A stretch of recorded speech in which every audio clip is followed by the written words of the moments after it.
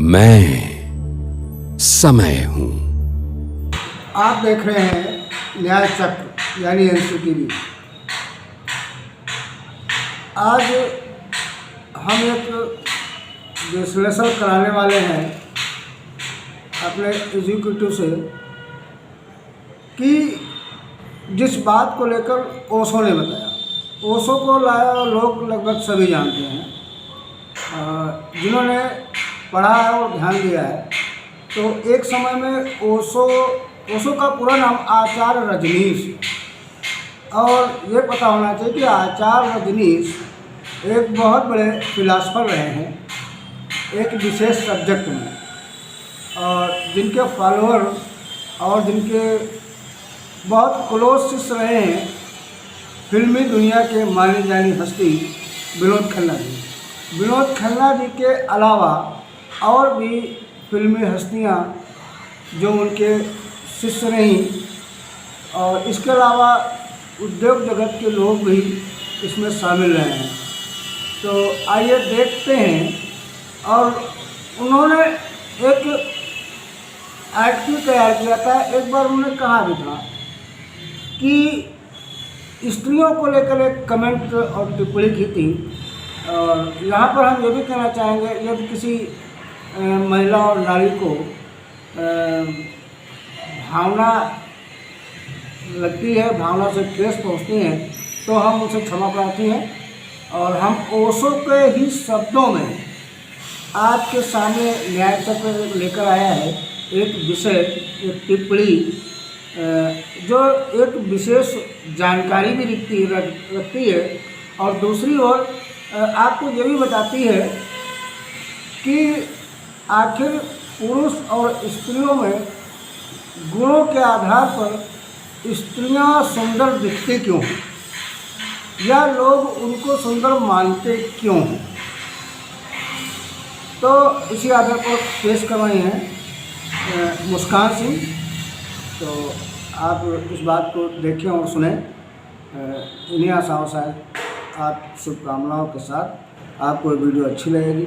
यदि अच्छी लगती है तो कमेंट करें, अपने सुझाव दे सकते हैं, और इस चैनल को सब्सक्राइब जरूर कर दें, जिससे हम आने वाली वीडियो आपको आसानी से सुलभ हो सके। और इसके अलावा नई नई जानकारी हम आपको समय समय के साथ देते रहें। तो देखिए मुस्कान सिंह। ओशो, जिसे दुनिया आचार्य रजनीश के नाम से जानती है, तो हम आज बात करेंगे जो उनका कथन है कि स्त्री सुंदर क्यों है, या यूँ कहा जाए कि सुंदर दिखती क्यों है। ये सवाल है जिस पर हम जानकारी दे रहे हैं। मैं हूँ मुस्कान सिंह, आप देख रहे हैं न्याय चक्र एनसीटीवी। शायद आप सभी को यह पता नहीं होगा कि स्त्री पुरुषों से ज़्यादा सुंदर क्यों दिखाई पड़ती है, वह पुरुष के व्यक्तित्व में क्यों नहीं दिखाई पड़ती है। शायद आपको ख्याल भी ना होगा कि स्त्री व्यक्तित्व में संगीत नृत्य, एक भीतरी नृत्य क्यों दिखाई पड़ता है जो पुरुष में नहीं दिखाई पड़ता। इसका एक छोटा सा कारण है, इतना छोटा है कि आप कल्पना भी नहीं कर सकते कि इतने छोटे से कारण पर व्यक्तित्व का इतना भेद पैदा हो जाता है। माँ के पेट में जो बच्चा निर्मित होता है, उसके पहले अणु में 24 जीवाणु स्त्री के होते हैं। अगर 24-24 के दोनों जीवाणु मिलते हैं तो 48 जीवाणुओं का पहला सेल कोष्ठ निर्मित होता है, वह स्त्री का शरीर बन जाता है। उसके दोनों बाजू 24-24 सेल के संतुलित होते हैं। पुरुष का जो जीवाणु होता है वह 47 जीवाणुओं का होता है। एक तरफ 24 होते हैं, एक तरफ 23। बस यही संतुलन टूट गया, और वहीं से ही व्यक्तित्व का भी। स्त्री के दोनों पलड़े व्यक्तित्व के बाबत संतुलन के हैं। उससे सारा स्त्री का सौंदर्य, उसकी सुडौलता, उसकी कला, उसके व्यक्तित्व का रस, उसके व्यक्तित्व का काव्य पैदा होता है। और पुरुष के व्यक्तित्व में ज़रा सी कमी है, क्योंकि उसका तराजू संतुलित नहीं है। तराजू का एक पलड़ा 24 जीवाणुओं से बना है, तो दूसरा 23 का। माँ से जो जीवाणु मिलता है वह 24 का बना हुआ है, और पुरुष से जो मिलता है वह 23 का बना हुआ है।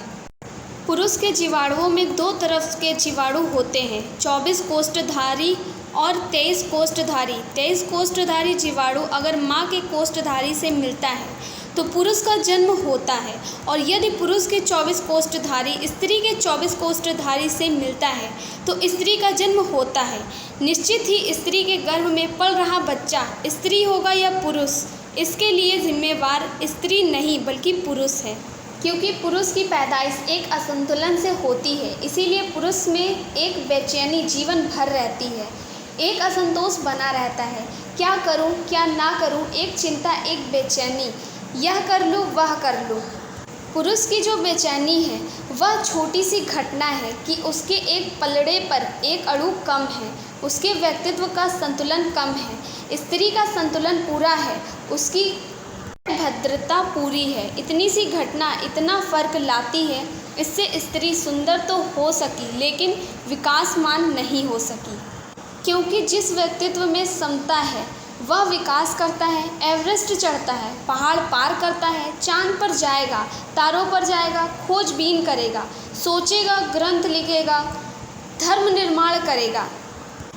स्त्री यह कुछ नहीं करेगी, ना एवरेस्ट चढ़ेगी, ना चांद पर जाएगी, ना वह ग्रंथ लिखेगी, ना विज्ञान की शोध करेंगी, वह कुछ भी नहीं करेंगी।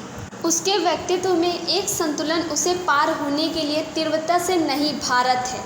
पुरुष ने सारी सभ्यताएं विकसित की, इस एक छोटी सी जैविक परिघटना के कारण उसमें एक अणु कम है। स्त्री ने सारी सभ्यता विकसित नहीं की, उसमें एक अणु पूरा है। इतनी सी जैविक परिघटना व्यक्तित्व का भेद है।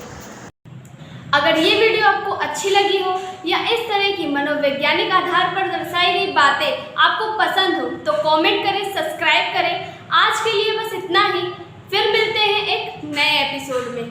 धन्यवाद।